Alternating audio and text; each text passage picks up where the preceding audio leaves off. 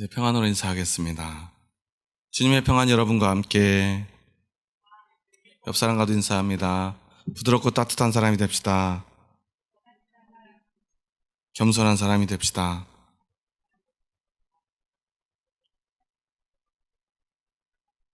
날씨가 제법 쌀쌀해졌습니다.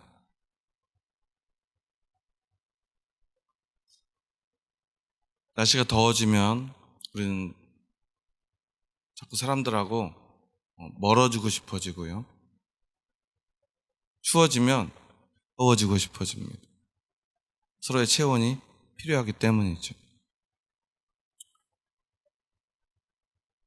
오늘 사도 바울은 데살로니가 교회를 시작하면서 데살로니가 교회를 향한 그의 사랑과 또한 그의 마음을 표현합니다. 그가 너무나 사랑스럽고 귀하기 때문입니다. 가까이 하고 싶은데 가까이 할 수 없어 안타깝지만 그들을 또한 에도 불구하고 간절히 보고 싶은 그 마음을 절절히도 합니다. 오늘 우리는 신앙생활 가운데 과연 어디로 향해 가며 누구와 가까워지고 싶은지 다시 한번 돌아보았으면 합니다. 점점 날이 추워질수록 우리는 반드시 무언가와 가까워질 수밖에 없는데요.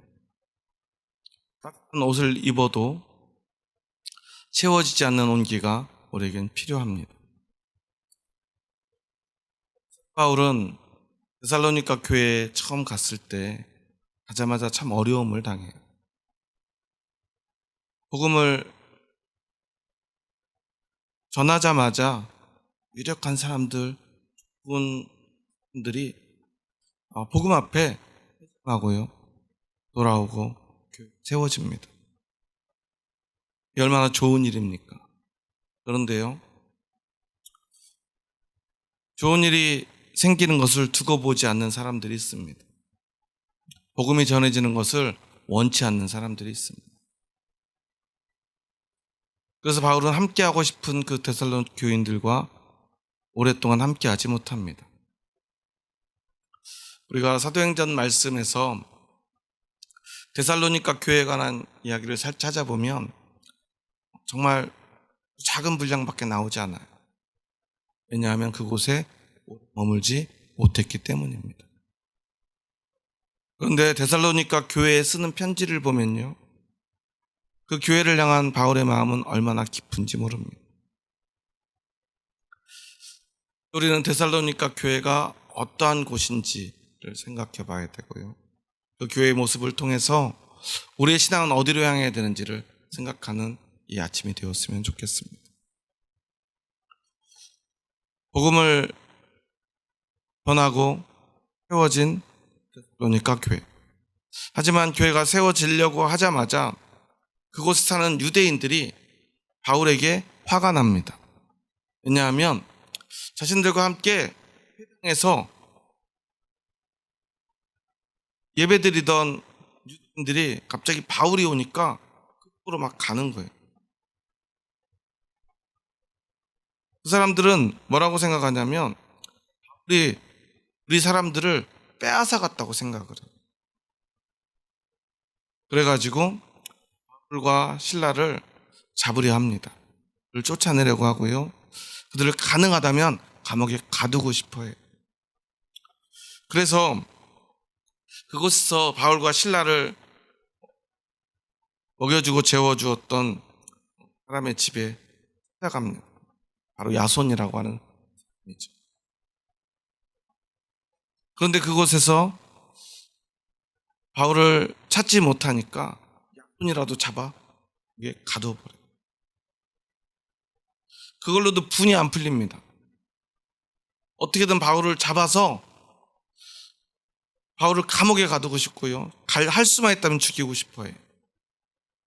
그래서 어쩔 수 없이 데살로니가 교인들은 바울 선생님과 더 오래 함께하고 싶지만 다른 곳으로 가시라고 얘기합니다. 여기 있다가 더 있다가는 안 되겠다. 그래가지고 바울과 실라는 배를 타고 베레아라고 하는 곳으로 갑니다. 근데 문제는요, 이 데살로니가 지역에 살고 있던 유대인들이 얼마나 지독한지요. 바울이 베레아로 갔다는 소식을 듣자마자 베레아로 또 쫓아가요. 그래서 거기서도 오래 있지 못해요. 그러니까 거기서도 안 되겠다, 여기다 큰일 나겠다 해서 어디로 가냐면 이번에는 아덴으로 도망칩니다. 그런데요, 거기까지 또 쫓아가요. 계속 쫓아다닙니다. 이 얼마나 지독한 사람들인지 몰라요. 여러분 생각해 보세요. 우리 지역에 문제가 생겨서 좁히다가 한 지역에 갔으면 그만둘 법도 안 돼. 베레아까지 쫓아가고 거기서도 안 되니까 아덴에 쫓아가서 계속해서 바울을 괴롭히던 그 유대인들이 과연 지역에 있는 데살로니가 교인들에게는 어떻게 했겠습니까? 야손을 가두기 위해서 그 지역 관리들을 구워 삼고요, 뇌물을 줘서라도 그를 괴롭히도록 했던 사람들이, 그들이 데살로니가 교회를 어떻게 대했겠습니까? 얼마나 지독하게 괴롭혔겠습니까? 자신들의 힘으로 안 되면요, 관리들의 힘을 빌어서라도 교회를 괴롭혔다는 거예요. 그러니까 단순히 종교적인 괴롭힘뿐만 아니라 정치적인 세상의 권력으로도 괴롭힘을 당한 교회가 바로 오늘 데살로니가 교회입니다. 근데도 그들은 어떻게 했죠? 오늘 우리 한번 3절의 말씀을 함께 봉독합니다. 3절입니다. 너희의 믿음의 역사와 사랑의 수고와 우리 주 예수 그리스도에 대한 소망의 인내를 우리 하나님 아버지 앞에서 끊임없이 기억하며. 그럼에도 불구하고 데살로니가 교회를 생각하면 바울뿐 아니라 바울과 함께했던 모든 사람들의 머릿속에, 그리고 전해지는 모든 소식 속에 그들의 모습은 어떻습니까? 그들에게서는 믿음의 역사가 나타나고 사랑의 수고가 있고 소망의 인내가 사람들에게 소문으로, 그 피부로 와닿았다는 거예요. 믿는 사람들이나 믿지 않는 사람들이나 데살로니가 교회는 정말 너무나 좋은 교회구나 라는 소문이 났다는 거예요.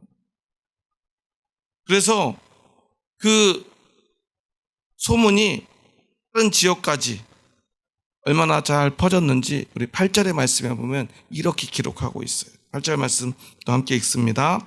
주의 말씀이 너희에게로부터 마게도냐와 아가야에만 들릴 뿐 아니라 하나님을 향하는 너희 믿음의 소문이 각처에 퍼졌으므로 우리는 아무 말도 할 것이 없노라.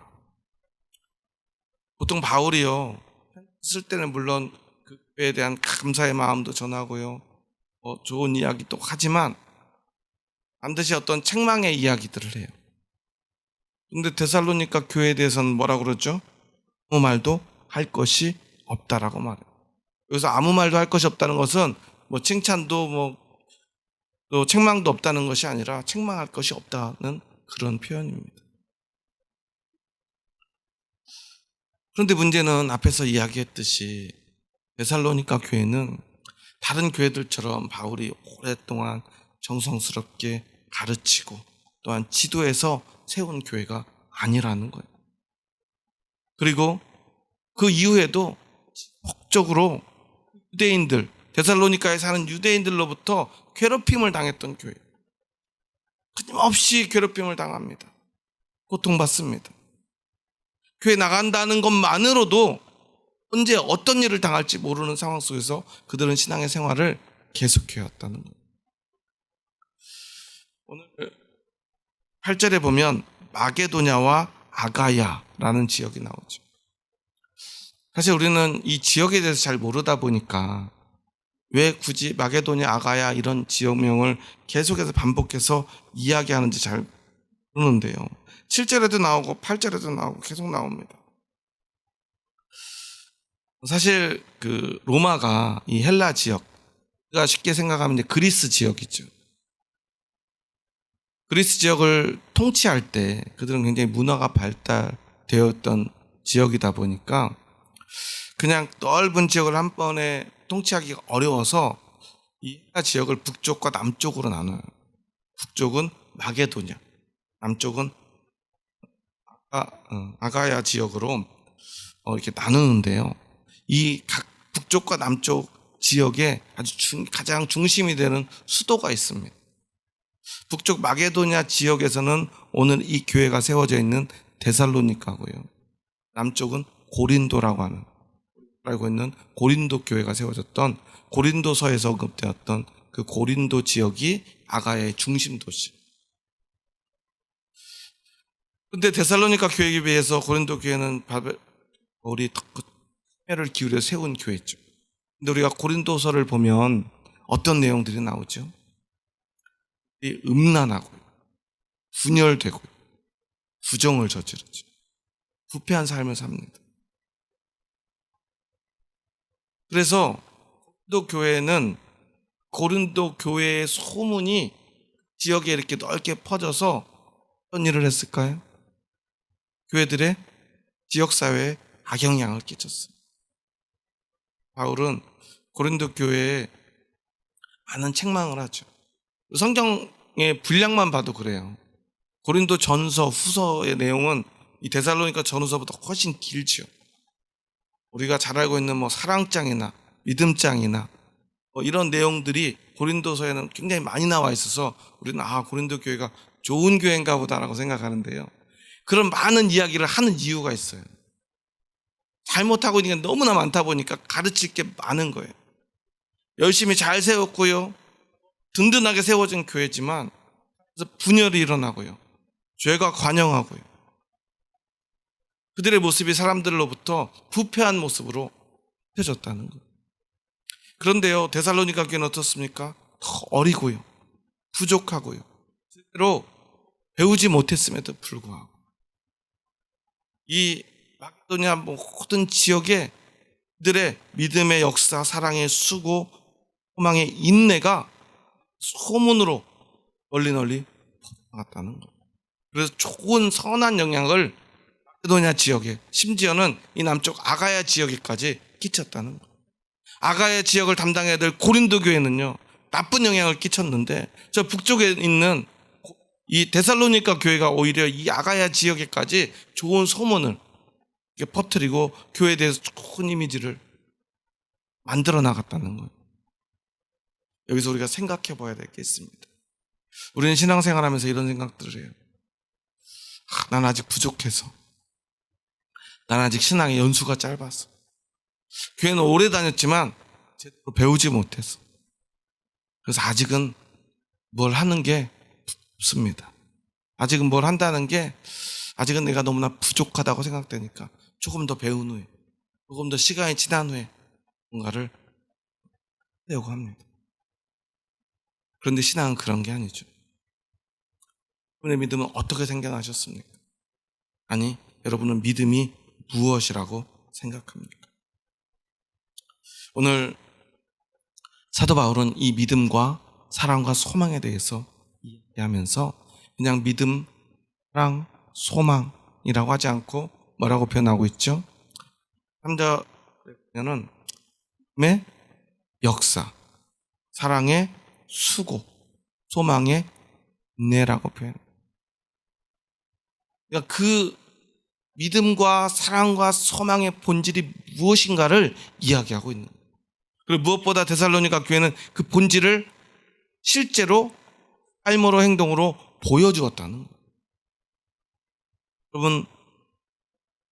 여러분 안에 믿음이 있으십니까? 여러분 예수님을 믿으십니까? 하나님을 믿으십니까?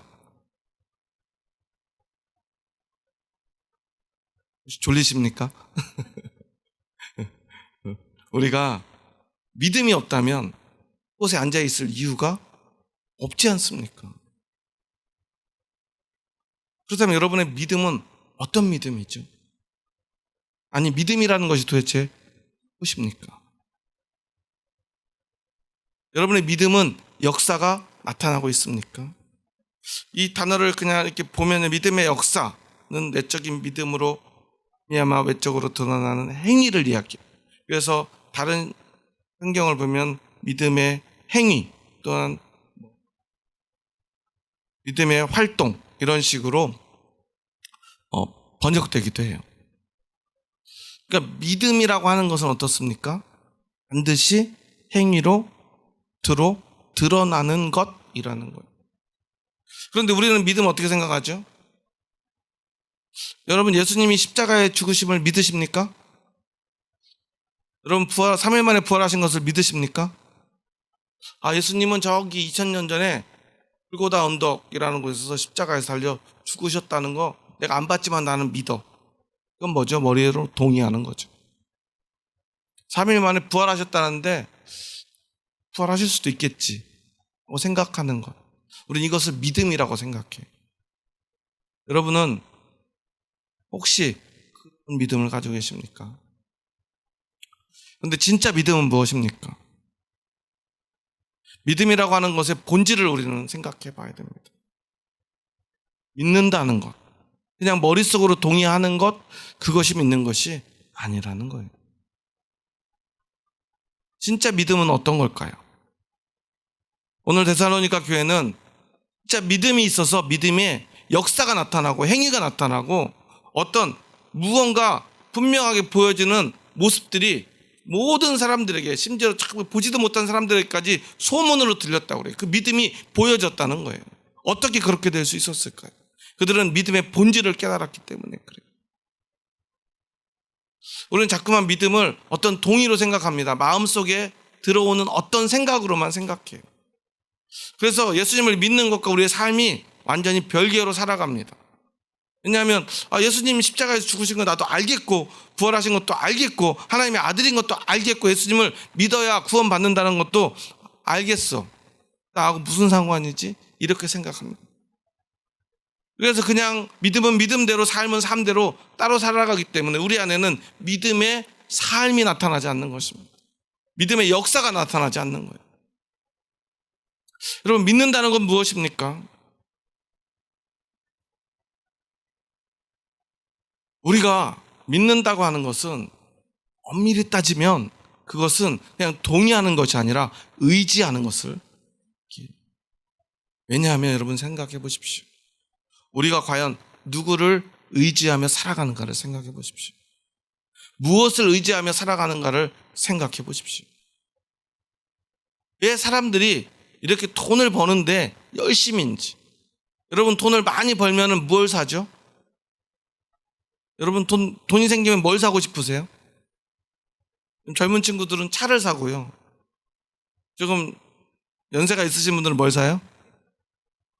주식 코인도 사시고 주식도 사시고. 그래도 요즘 젊은 친구들보다는 조금 더 연세가 있으신 분들은 주식을 사죠. 그보다 더 있으신 분들은 땅이나 집을 사요. 그렇죠? 그런데 어른들은 늘 주식을 사거나 차를 사거나 이런 걸 사면은 그 사람들을 나무라죠. 그럴 돈 있으면 뭘 사라고 그래요? 집을 사야 된다고 그러죠. 땅을 사야 된다고 그러죠. 왜 그렇습니까? 그게 안전하기 때문에 그렇죠.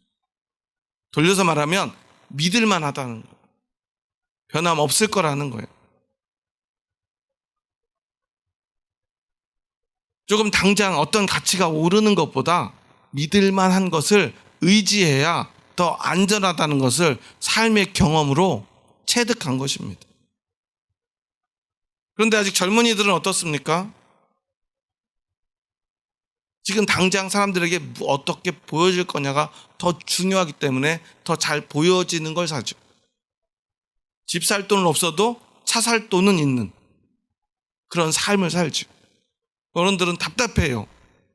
차 사면 그게 뭐 어차피 가지고 있어도 가치가 결국 떨어질 텐데 언제든 사라져버릴 수 있는 건데 돈이 생기면 차를 사면 안 되고 집을 사야 되는데 이런 생각들을 합니다. 왜냐하면 살아보니까 믿을 만한 것이 무엇인가를 알게 되었기 때문에 그래요. 그런데 문제는요, 경험 때문에는 하나님에 대한 믿음은요 그냥 저기 어떤 생각으로 잠시 묻어두고요 삶에서는 무엇을 믿습니까? 돈을 믿습니다. 집을 믿고 땅을 믿어. 그럴 수밖에 없죠. 그렇게 경험하며 살아왔기 때문입니다. 그런데 오늘 사도 바울이요, 데살로니가에 칭찬을 하면서 그들의 모습에 대해서 이런 이야기들을 합니다. 우리 4절과 5절 말씀 함께 읽어보겠습니다. 하나님의 사랑하심을 받은 형제들아, 너희를 택하심을 아노라. 이는 우리 복음이 너희에게 말로만 이른 것이 아니라 또한 능력과 성령과 큰 확신으로 된 것임이라. 우리가 너희 가운데서 너희를 위하여 어떤 사람이 된 것은 너희가 아는 바와 같으니라. 복음이 그들에게 전해졌고요, 말로만 전해진 것이 아니라 능력과 성령과 큰 확신으로 된 것인데요, 성령이 임하고 그들에게 큰 확신이, 진짜 믿음이 생기니까요, 그들의 삶이 완전히 달라졌다는 것입니다. 그리고 6절에서 보면요, 너희는 많은 환난 가운데서 성령의 기쁨으로 말씀을 받아 우리와 주를 본받은 자가 되었다라고 말해요. 그들의 모든 것이 송두리째 바뀌었다는 거예요. 갑자기 바뀌었다는 거예요. 그들도 분명히 세상을 의지하고요, 돈을 의지하고요, 세상의 권세를 의지하고요, 사람을 의지하며 살았을 것입니다. 그런데요, 갑자기 성령님이 오시니까 큰 확신이 찾아오고요, 그 다음에 어떤 환난 가운데서도 성령의 기쁨이 그들에게 말씀을 받게 하고요, 말씀을 받고 나니까 그들이 주를 본받는 자가 되었대요. 다른 말로 하면 주님을 의지하는 자가 되었다는 것입니다. 본받는 자가 되었다는 것. 학교를 다녀본 분들은 모든 사람들이 비슷한 얘기를 하는데요, 공부를 잘하는 학생이나 못하는 학생이나 한 번쯤 한 12년 정도 학교를 다니다 보면 경험을 해요. 선생님이 좋아지면 그 과목에 성적이 올라가요. 신기하게도 잘 못하던 과목도 선생님을 좋아하면 갑자기 그 과목을 잘하게 돼요. 왜 그렇습니까? 좋아하는 마음 때문에 그 과목에 더 관심을 가지고요, 수업 시간에 뒤를 봐요. 좋아하는 선생님의 얼굴을 열심히 쳐다봐요. 그러니까 갑자기 성적이 올라요. 성적이 떨어지는 이유는 뭐였던 거예요? 선생님을 보지 않았던 거예요. 수업은 듣지만, 보고 있는 것 같지만 그의 눈이 진짜로 선생님을 향하고 있지 않았던 거예요. 좋아하지 않으니까요. 사실 이게 바로 신뢰의 의미입니다. 믿음의 의미예요. 좋아하는 것으로부터 시작하고요, 그 좋아함은 신뢰가 돼요. 그리고 그 신뢰는 결국 의지가 됩니다. 선생님을 의지하게 돼요. 그러면 학생들은 성적이 오르고요, 우리는 삶이 변합니다. 우리의 믿음도 이와 같습니다. 우리가 오늘 믿음이 있다면 그 믿음은 진짜 믿음이 되어야 되는데, 그것은 마음속에 머릿속에 있는 것이 아니라 진짜 내가 세상에서 의지할 분이 예수 그리스도밖에 없다는 그 의지가, 예수님만 의지하는 그 마음이 우리 안에 있어야 됩니다. 그럴 때 우리의 삶은 변할 수밖에 없어요. 내가 오늘 무엇을 의지하며 누구를 의지하며 사느냐, 그것을 통해서 결국 우리의 삶은 무조건 바뀔 수밖에 없다는 거예요. 그런데 내가 교회를 다니지만 내 삶이 변하지 않는다면 우리는 누구를 의지하는 것입니까? 무엇을 의지하는 것입니까? 예수님을 의지하는 것입니까? 아니면 세상을 의지하는 것입니까? 예수님을 의지하는 것입니까? 돈을 의지하는 것입니까?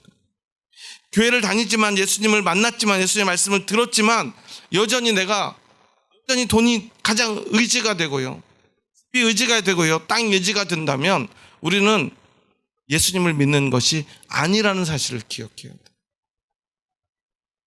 교회는 나오지만 여전히 내 마음이 예수님께로 향해 있지 않다면 그건 믿음이 아니라는 사실을 기억해야 돼요. 2000년 전에 어떤 사건을 우리가 기억하고 그것을 받아들이고 동의한다고 그것이 믿음이 아니라는 사실을 데살로니가 교회는 우리에게 아주 명확하게 보여줍니다. 고린도 교인들도 예수님의 그 모든 삶에 동의했습니다. 하지만 그들은 죄를 지었죠. 여전히 돈에 매여 있었죠. 음란했고요. 분열되었습니다. 향하지 못했습니다. 왜 그랬을까요? 그 사람들이 그 지역이 특별히 문제가 있었을까요? 고린도 교회가 세웠던 고린도 지역이나 데살로니가 지역은 굉장히 정치적으로 경제적으로 비슷한 입지 조건을 가지고 있었어요. 하지만 전혀 다른 교회가 되었죠. 왜냐하면 그것은 더 오랜 기간 신앙생활을 했기 때문이거나 누가 더 잘 가르쳤기 때문이 아닙니다. 믿음을 어떻게 받아들였느냐의 차이가 결국 그 두 교회를 넣었다는 사실입니다. 오늘 이 시간 우리 다시 한번 생각해 보았으면 좋겠습니다. 우리의 믿음을 돌아보았으면 좋겠습니다. 여러분 안에는 진짜 믿음이 있으십니까? 우리 교원교회가 세워지고요. 이 고산 지역에 이전하면서 우리가 열심히 복음을 전하고 교회를 세우기 위해 애를 쓰고 있어요. 지난 주일에도 열심히 전도지를 들고 밖에 나가 전도하는 모습을 보니까요. 참 하나님이 기뻐하시겠다는 생각을 했습니다. 그런데 한 가지 문제가 있습니다. 그렇게 열심히 전도하고요. 또 교회를 홍보하고요. 여러 간판도 달고 교회가 숫자가 많아지고 아무리 그런다 하더라도요. 나가서 아무리 열심히 전도를 하고요.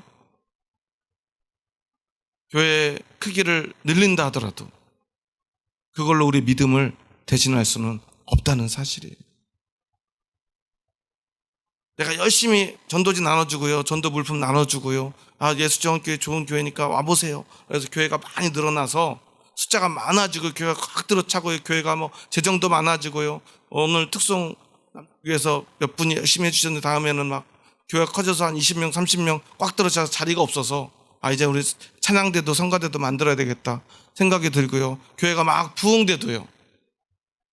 그 속에서 믿음이 없다면 아무리 많은 사람들 속에 부흥되고 성장된 그 교회 속에 내가 한쪽에 조용히 있다 한들 믿음이 아닌 것이 갑자기 믿음이 될 수는 없다는 사실을 우리는 잊지 말아야 합니다. 어떤 순간에라도요. 내 믿음을 통해서 하나님은 역사하시고요. 그 역사는 반드시 드러납니다. 우리의 믿음을 서로가 판단하고요. 정죄해서는 안 되지만 반드시 그 믿음은 겉으로 드러날 수밖에 없다는 것이고요. 하나님은 그 믿음을 통해서 우리를 심판하신다는 사실을 잊지 말아야 합니다. 오늘 10절에 보면요 이렇게 말합니다. 또 죽은 자들 가운데서 다시 살리신 그의 아들이 하늘로부터 강림하실 것을 너희가 어떻게 기다리는지를 말하니 이는 장래의 노하심에서 우리를 건지시는 예수시니라. 반드시 하나님의 심판이 있다는 것입니다. 하나님의 그 진노하심, 장래의 노하심에서 우리를 건질 분은 예수 그리스도밖에 없는데 그냥 예수님이 살아나셨으니까, 예수님이 십자가에 죽으셨으니까 우리가 구원받는 것이 아니라 그 예수님을 의지하는 그 믿음이, 그 믿음을 통해서 우리의 삶이 완전히 변화되는 그 역사가 일어나야만 그 진노하심, 그 심판에서 우리가 구원받을 수 있다는 사실이에요. 여러분, 고린도전서 13장에 보면 믿음, 사랑, 소망 중에 무엇이라고 말하죠? 그렇게 말했던 바울이 오늘은 뭐라고 말합니까? 너희 믿음의 역사와 사랑의 수고와 소망의 인내를 기억한다고 말하죠. 왜 거기서는 사랑의 제일이라고 그랬는데 여기서는 그런 말을 하지 않을까요? 그리고 순서도 자꾸만 바꿉니다. 그런데 왜 그렇게 하는가를 우리는 기억해야 돼요. 여러분, 사랑이 정말 제일입니까? 사랑하면 됩니까? 우리의 신앙에서 제일은 무엇입니까? 중요한 것은 무엇일까요? 믿음일까요? 소망일까요? 우리는 믿음, 사랑, 소망 무엇이 더 중요한가 고민할 이유가 없죠. 우리에게 믿음이 있어야 하고요. 믿음이 있는 사람이 사랑할 수 있는 것이고 그 믿음은 기본적으로 소망을 가지게 됩니다. 중요하냐가 아닙니다. 가장 중요한 것은 믿음으로부터 시작된다는 거예요. 그래서 우리에겐 믿음이 있어야 합니다. 그 믿음이 전부입니다. 그리고 그 믿음이라고 하는 것은 하나님을 전적으로 의지하는 것입니다. 지금 여러분은 무엇을 의지하고 있습니까? 내가 의지하는 것에 우리는 기대어 살아갈 수밖에 없어요. 직장인들에게 중요한 건 뭐죠? 여러분 왜 열심히 일합니까? 여러분 미래의 어떤 꿈을 이루기 위해서 오늘 열심히 일하십니까? 아니면 월말이 되면 월급 받으려고 열심히 일하십니까? 내가 열심히 일했는데 회사 사장님이 지금 돈 몇 푼 받는 게 중요한 게 아니야. 꿈을 이뤄야지. 여기가 월급을 안 주면 어떻게 해야 돼요? 노동청에 가셔야 돼요. 신고하셔야 돼요.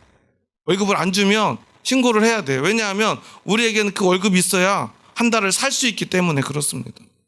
그 월급이 있어야 우리는 집도 사고요, 자녀들도 가르치고요, 미래를 꿈꿀 수도 있기 때문에 그래요. 그래서 월급을 위해서 일하는 사람들은 그 월급을 의지할 수밖에 없습니다. 그래서 의지하며 살아가는 것입니다. 그것이 가장 중요합니다. 인생에서 가장 중요한 것입니다. 그런데요, 그것을 의지하는 것은 너무나 쉬워요. 왜냐하면 의지할 수밖에 없기 때문에 그래요. 이 세상의 구조가 그렇습니다. 돈이 없으면, 팁이 없으면 우리는 살 수가 없죠. 팁이 없이 우리가 어떻게 살 수 있습니까? 먹고 살지 않을 수 있는 사람이 있습니까? 먹을 것 없이 살 수 있는 사람은 없습니다. 예수님조차도 40일을 굶으셨지만 그것 때문에 괴로우셨습니다. 견딜 수가 없었습니다. 그런데 믿음은 어떻습니까?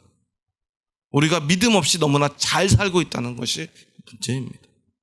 믿음을 의지하지 않고도 우리는 너무나 아무렇지도 않게 살 수 있다는 것이 문제예요. 그래서 우리는 믿음을 이야기하지만 믿음을 의지하지 않습니다. 앞에서도 제가 왜 고린도 교회와 데살로니가 교회를 이야기하냐면요, 우리가 똑같이 믿음에 대해서 듣지만 어떤 사람들은요, 잠깐 들은 그 믿음을 의지하며 살아갑니다. 어떤 박해가 오고요, 괴로움이 와도 믿음만 의지하며 살아갑니다. 그러니까 믿음의 역사가 나타납니다. 믿음의 삶으로 드러납니다. 그것을 의지하고 살아갈 수밖에 없다고 그들은 믿었기 때문에 그래요. 믿음이 없이는 내가 살 수 없다고 그들은 믿고 오직 믿음을 의지하며 살아갑니다. 그것 때문에 삶에 어떤 일이 찾아오죠? 가난도 찾아오고요, 고통도 찾아오고요, 억울한 일도 생깁니다. 그런데 그들은 그것보다 더 중요한 것은 내가 믿음을 의지하지 않고는 살 수 없구나 하는 그 믿음이 있었다는 거예요. 그래서 그것을 해낼 수 있었던 것입니다. 그 믿음의 삶을 살아낼 수 있었던 거예요. 그런데요, 믿음을 의지하지 않아도 살 수 있다는 생각이 드는 순간 세상을 그저 의지하고 살아갈 수밖에 없는 것입니다. 그럼 어떤 역사가 일어날까요? 믿음의 역사가 아니라요, 돈의 역사가 일어나고 욕심의 역사가 일어납니다. 이게 바로 고린도 교회의 모습이었어요. 사도 바울은 믿음의 원리에 대해서 끊임없이 얘기하고 또 얘기합니다. 그런데 데살로니가 교회에 대해서는 뭐래요? 내가 더 이상 할 말이 없다고 말합니다. 지금처럼만 하면 된다고 말합니다. 오늘 이 말씀을 준비하며 여러분에게 바울의 심정으로 권면합니다. 여러분, 그렇게 많은 중요한 것이 있을지 모릅니다. 하지만 적어도 오늘 이 시간, 이 데살로니가 교회를 향한 우리의 타는 심정으로 고백하는 이 권면의 말씀 앞에서 우리의 믿음을 다시 한번 돌아봤으면 합니다. 그 믿음을 회복했으면 좋겠습니다. 여러분, 교회는 나오는데요, 믿음을 의지하지 않는 삶을 산다는 것 얼마나 불행한 일입니까? 교회 나와서 많은 좋은 일들 할 수 있습니다. 하지만 그 어떤 일보다 우리는 믿음의 일을 해야 합니다. 믿음의 삶을 살아야 합니다. 믿음의 삶으로 드러나야 합니다. 그 믿음을 위해서 우리는 기도해야 합니다. 그리고 혹시 아직도 내가 이 믿음이 내 안에 생겨나지 않는다면 우리는 성령님을 구해야 합니다. 성령님께서 나에게 이 믿음을 주셔서 내가 예수님을 의지하지 않고는 살 수 없도록 만들어 달라고 간구해야 합니다. 그런데 사실 이것은 어려운 일입니다. 왜냐하면 믿음이 생기면 우리의 삶에는 불리한 것이 너무나 많아지기 때문입니다. 오늘 말씀을 잘 보십시오. 믿음의 역사가 생기니까요, 그들에게는 사랑의 수고가 이어집니다. 여기서 수고라는 말은 고난을 이야기해요. 왜 우리가 고난을 당해야 됩니까? 교회 나와서 예수님 믿었으면 잘 돼야지, 성공해야지. 왜 고난을 받아야 합니까? 고난을 받고 싶은 사람은 별로 없을 거예요.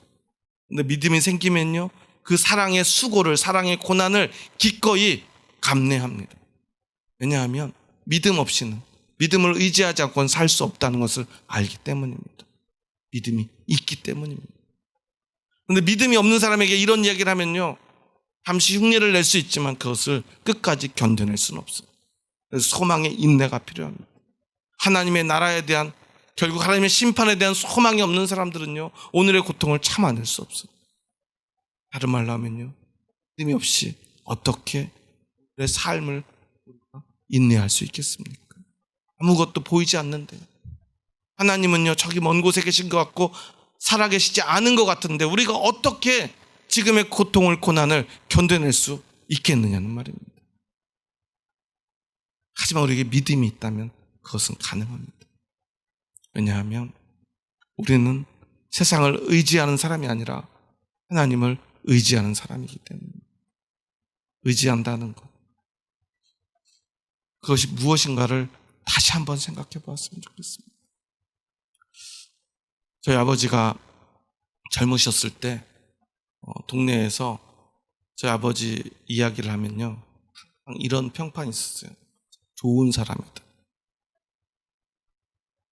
저는요, 아버지가 좋은 사람으로 느껴지지 않았어요. 왜 그러냐면요, 돈이 생기면 아버지는 돈 잘 쓰셨는데요, 저나 저희 형제들에게나 저희 어머니에게 돈을 쓰시지 않아요. 후배들에게, 친구들에게, 남 모르는 어머니들에게 그렇게 돈을 잘 쓰셨어요. 그분들은 저희 아버지를 뭐라고 평해요? 좋은 사람이라고 얘기해요. 인심이 좋고 사람이 좋다고 말합니다. 그런데 어린 제 눈에는 그게 너무 안 좋게 느껴졌어요. 아버지는 과연 누구의 아버지인가? 아버지는 과연 누구의 남편인가? 저는 어렸을 때부터 참 심각하게 고민을 했었어요. 오죽하면 남편은, 그 남편의 뜻은 남의 편이다라는 얘기가 나올 정도로 사람들이, 아내들이 남편 때문에 힘들어하는데요, 저는 그 중에 가장 힘드신 분 중에 한 분이 저희 어머니라고 어렸을 때부터 생각했어요. 저희 아버지는 어렸을 때, 제가 어렸을 때 한 번도 어머니 편을 들어본 적이 없어요. 무슨 일이 있으면 항상 남의 편을 듭니다. 어머니가 아무리 힘들다고 그래도 힘들다는 얘기에 귀 기울이지 않아요. 다른 사람도 힘들다고 그러면요, 버선발로 뛰쳐나간다고 그러죠. 신발도 신자고 가서 도와줘요. 어머니가 힘들다고 하는 얘기는 별로 듣지 않아요. 그게 그렇게 싫었어요. 누구를 위한 아버지인지 남편인지 이해가 되지 않았어요. 그러다 보니 저는 아버지에 대한 신뢰가 별로 없었어요. 아버지를 의지할 수 없다는 생각을 했습니다. 차라리 아버지가 안 계시면 저희가 잘 살 수 있겠다 생각을 했습니다. 그들한테만 너무 좋은 일 하다가 저희 집에 빨간 딱지가 붙은 적도 여러 번 있었어요. 보증을 막 서고 다니시니까. 여러분, 저는 그런 모습들을 통해서 과연 우리가 누구의 편인가를 먼저 아는 것이 중요하다고 생각합니다. 그리고 과연 우리는 어떻게 의지해야 될 것인가를 생각해야 된다고 생각해요. 남편은 아내의 편이 되어야죠. 그래야 아내가 남편을 의지할 수 있지 않겠습니까? 늘상 우리 좋은 말하고요, 사랑한다고 말해도 편이 되어주지 못하고요, 의지가 되어주지 못한다면 무슨 의미가 있겠습니까? 우리가 하나님을 믿는다고 하면서요, 하나님을 의지하지 않는 것은 어떤 의미를 가집니까? 우리가 하나님을 신뢰하지 못하는 것 아닙니까? 하나님을 믿는데 돈만 의지한다면 우리는 하나님을 의지하는 것입니까? 돈을 의지하는 것입니까? 하나님을 신뢰하는 것입니까? 돈을 신뢰하는 것입니까? 믿는다는 것의 의미를 다시 한번 생각했으면 좋겠습니다. 하나님만을 신뢰하고 의지할 수 있는 마음이, 믿음이 여러분 안에 있다면 여러분의 삶에는 분명히 믿음의 역사가, 믿음의 삶이, 믿음의 행위가 반드시 나타날 것입니다. 어떻게 잘 살아야지 고민하기 전에 오늘 나에게 진짜 믿음이 있는가를 다시 한번 돌아보았으면 합니다. 그리고 오늘 이곳에서 하나님 앞에 우리의 믿음을 고백했으면 좋겠습니다. 나는 아직 부족해서, 나는 아직 잘 몰라서 라는 생각하기 전에 오늘 데살로니가 교회처럼 오늘 그 믿음 앞에 섰으면 좋겠습니다. 나중에 그때가 과연 우리에게 찾아올지 우리는 모르지 않습니까? 언젠가 과연 시간이 지나면 그냥 믿음이 생길까요? 믿음은 오늘 지금 가질 수 있습니다.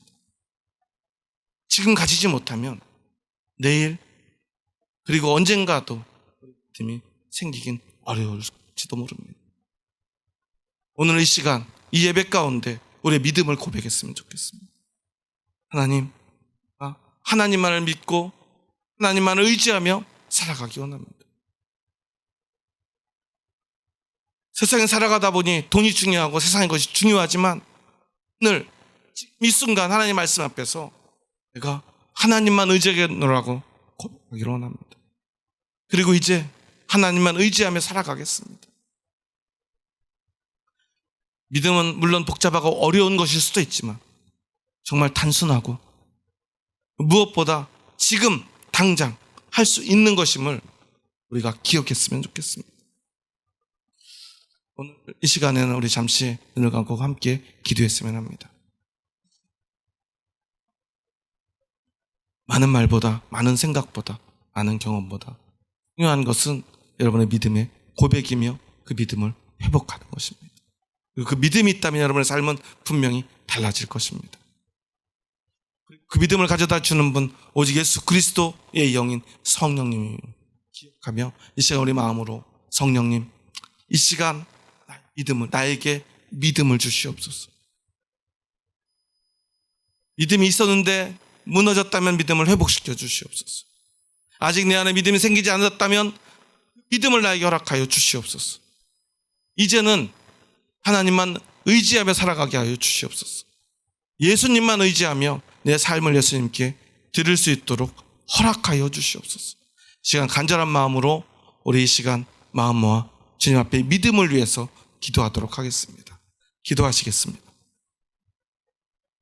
하나님 우리에게 한 믿음을 주시옵소서. 된 믿음을 허락하여 주시옵소서. 우리로 생각하는 믿음이 아니라 의지하는 믿음, 예수님만 의지하는 믿음을 허락하여 주시옵소서. 오직 주님만 붙드는 그 믿음, 이 시간 예배를 통하여 우리에게 한 믿음을 허락하여 주시옵소서. 믿음이 없이는 우리가 이곳에 있을 이유가 없음을, 우리가 하는 그 모든 것들이 아무것도 아님을 기억하게 하여 주시옵소서. 하나님, 이 시간 우리가 말씀을 붙들고 믿음을 위하여 기도하였습니다. 주님, 우리에게 믿음을 주시옵소서. 오직 믿음으로 살아가게 하여 주시옵소서. 예수님을 의지하며 살아가게 하여 주시옵소서. 하나님만 의지하는 삶을 살게 하여 주시옵소서. 우리 안에 믿음을 주심으로 그 믿음이 우리를 하나님만 의지하는 삶으로 이끌게 하여 주시옵소서. 그래서 그 믿음이 우리의 삶으로 행위로 드러나게 하여 주시옵소서. 예수님의 이름으로 기도합니다. 아멘. 이제 우리가 많은 일들을 교회에서 하든 아무 일도 하지 못하든 우리가 오직 믿음으로 무언가를 했으면 좋겠습니다. 오직 믿음으로 살아가시기를 소망합니다.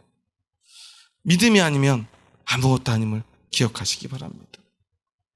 사랑도 소망도 믿음이 없이는 아무것도 아님을 기억하시기 바랍니다. 하지만 여러분 안에 믿음이 있다면 여러분의 그 부족한 모습조차도 하나님 보시기에 완전한 것이 될 것입니다. 여러분 교회를 위해서 수고하고 애쓰는 그 모든 것들 너무나 소중하고 귀합니다.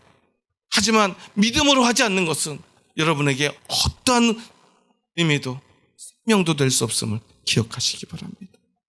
하지만 여러분에게는 믿음이 있습니다. 그 믿음을 회복하시기 바랍니다. 그리고 그 믿음으로 오직 하나님을 의지하며 사시기 바랍니다. 그렇다면 여러분, 우리는 부족해도 괜찮습니다. 교회가 크게 부흥되지 않으면 어떻습니까? 우리에게 믿음이 있다면 말입니다. 그 믿음은 결국 하나님의 일을 해낼 것입니다. 하지만 우리 교회에 또 우리의 삶에 큰 부흥이 있고 축복이 있다 할지라도 우리에게 믿음이 없다면 생명은 죽은 것입니다. 아무 의미가 없습니다. 무슨 의미가 있겠습니까? 마지막 날 예수 그리스도를 향한 그 믿음이 없는 생명의 결국을 우리는 기억해야 됩니다. 오늘 여러분, 우리 함께 기도한 이 믿음의 고백, 믿음을 향한 간구를 잊지 마시기 바랍니다. 그리고 우리 함께 그 믿음을 향해 손잡고 나아갔으면 좋겠습니다. 부족하더라도 말입니다. 믿음이 아닌 곳으로 달려가지 않았으면 좋겠습니다. 우리 남성교회가 오늘 아름다운 찬양을 했는데요, 아름다운 찬양이 되지 못하더라도, 우리가 멋진 찬양을 하지 못하더라도 우리 안에 믿음이 있었으면 좋겠습니다. 많은 일들을 감당하더라도, 감당하지 못하더라도 우리 안에 믿음의 일을 감당하는 모습이 있었으면 좋겠습니다. 믿음이 아닌 것을 위한 열심은 의미가 없습니다. 우리가 이곳에 모인 이유를 우리가 잊지 않았으면 좋겠습니다. 오늘 사실 이 말씀을 준비하면서요, 한 주간 참 많이 기도했던 것 같아요. 더 세련되게 또 더 이해가 잘 되게 이야기하고 싶었습니다. 너무나 소중한 말씀이기 때문입니다. 짧고 굵게 하고 싶었습니다. 그런데요, 아무리 아름다운 말도요, 아무리 멋진 수사도요, 믿음을 할 수는 없지 않습니까? 제가 할 수 있는 건 제가 여러분에게 간곡히 부탁하는 것밖에 없습니다. 간절히 여러분에게 호소하는 것밖에 없습니다. 믿음은 제가 대신 줄 수 없고 할 수 없습니다. 여러분이 마음을 열고요, 믿음 앞에 서야 합니다. 오늘 구하고요, 믿음의 고백을 드려야 합니다. 그리고 이제 믿음으로 살겠노라 주님 앞에 결단해야 합니다. 그것만이 여러분의 삶을 변화시킬 것입니다. 전 앞으로도 여전히 부족할지 모릅니다. 하지만 오직 믿음을 전할 것입니다. 우리 함께 그 믿음으로 나아갔으면 합니다. 믿음을 의지했으면 합니다. 그거면 충분할 것입니다. 오직 믿음을 의지해서 우리 함께 하나님의 나라를, 하나님의 몸된 교회를 세워갈 수 있기를 주님의 이름으로 축원합니다. 기도하시겠습니다. 하나님 감사합니다. 저희 부족하고 약한 자들 사랑하셔서 저희들 믿음의 길로 인도하여 주시니 감사합니다. 오직 믿음뿐임을 기억합니다. 오직 믿음뿐임을 고백합니다. 하지만 우리에게 믿음이 없음을 고백합니다. 우리 연약한 믿음을 슬퍼하며 주님 앞에 고백합니다. 주님, 이 시간 우리에게 믿음을 주시옵소서. 오직 믿음으로 나아가게 하여 주시옵소서. 믿음으로 살아가게 하여 주시옵소서. 믿음이 있다면 오직 하나님을 의지하고 하나님만 의지하며 살아갈 수 있음을 고백합니다. 우리 예수적인 교회가 그렇게 믿음으로 하나님만 의지하며 살아가는, 믿음으로 예수님만 의지하며 세워지는 교회가 되게 하여 주시옵소서. 예수님의 이름으로 기도합니다. 아멘.